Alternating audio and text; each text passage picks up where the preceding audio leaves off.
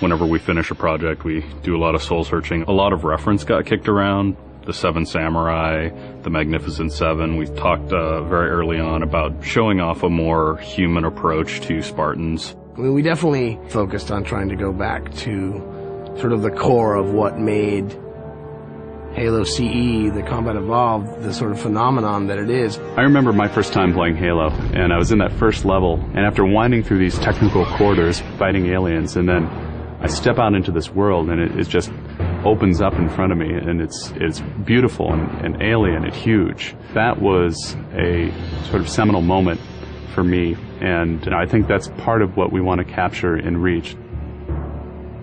Something that was core to the game at the beginning was that sense of wonder and exploration. We started with a series of events. We basically set out like, okay, from this date on Reach to this date, we built a military campaign.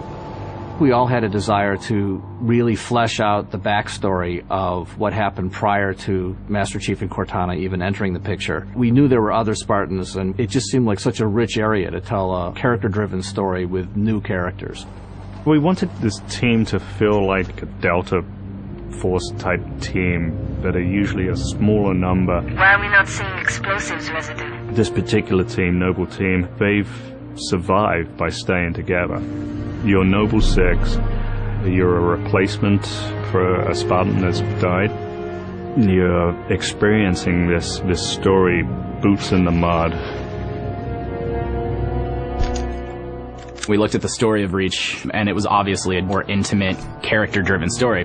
We really needed the attention to real-world detail, trying to make these characters' faces really feel like believable. We started everything over from scratch, came up with a whole new rig for how we animate faces and also how we approach like texturing them, modeling them, everything, and just put a lot more time.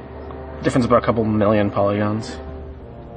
We absolutely want Reach to tell a human story, and that's going to require us to invest significantly into higher fidelity models, much more open environments, larger numbers of AI than ever before in a Halo game.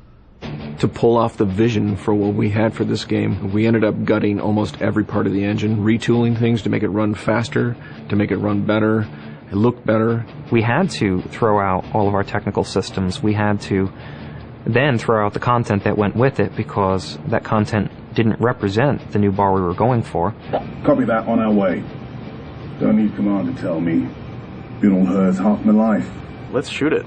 We've got a great team of guys, and they could take motion capture and they could make the poses way more dynamic, way more expressive. Those changes bring out the life. They bring out the style of our characters. We had probably 4 times the amount of polygons to play with this time around, which gave us a lot more freedom and creativity in what we wanted to achieve. When you look at total engineers that are actually putting code that are actually affecting this game, I mean, it's massive, 30 plus guys. It's crazy. When you shoot a rock face, you'll see sparks, rock chips, dust.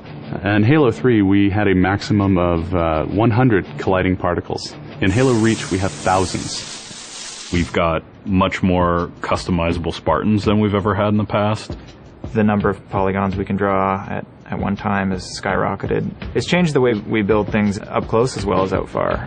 This is where Noble Team arrives when you're going to work your way down, all the way down these terraces.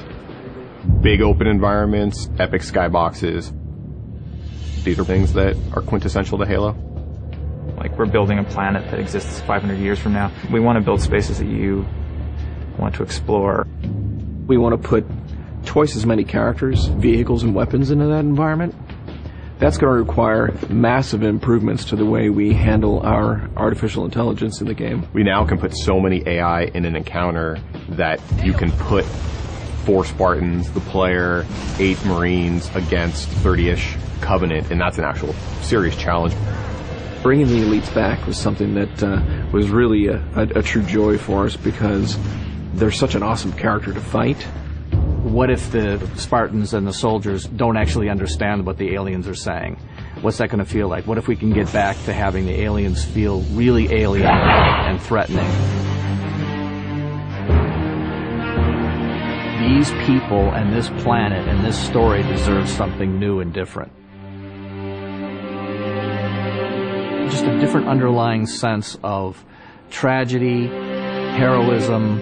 We're rebuilding everything from the ground up. You have to walk this very fine balance. We want to add new things, but we don't want to rough up anybody's baby. I mean, that's the whole thing about the crazy sausage that is Bungie's Halo Reach ODST universe, is that we've sort of developed this gameplay that every person sort of has the different things about it that they like, and I still think that we still struggle to figure out exactly what, like what can we add or remove without pissing off certain people in the population. We looked at the Halo 3 assault rifle, and it really does feel kind of dated. It fit the tech then, but now we have all of these new polygons to play with. We went to a lot of trouble to sort of ground the weapons and the vehicles more in this sort of more real, more gritty world. We refined a lot of the weapons to push them into their particular role, and that role is defined a lot by range and the range of combat that you're going to play. For instance, the DMR, which is a sort of medium to long range suppression marksman rifle. It's going to be a sandbox game. It's not going to be a carefully scripted game where every movement of the AI is controlled by a mission designer. It's much broader than that. It allows the player to deal with encounters in their own specific way. There's definitely going to be offhand grenade throwing. There's definitely going to be vehicles. There's definitely going to be a large number of weapons that are incredibly powerful, incredibly accurate, that allow the player to feel like a badass. Now, if you melee him in the back of the head, like you really mean it, you're holding down on the button, and you will launch into this more elaborate animation sequence. It's going to be a very different campaign experience for people overall. We're doing stuff in the campaign that people absolutely won't expect from a Halo game. Bigger battles. Brand new cast of characters. An incredibly ambitious game. Every neuron in my head is firing with just reach, reach, reach. We knew from the beginning what the end was going to be. This is the definitive Halo made by the people who created Halo.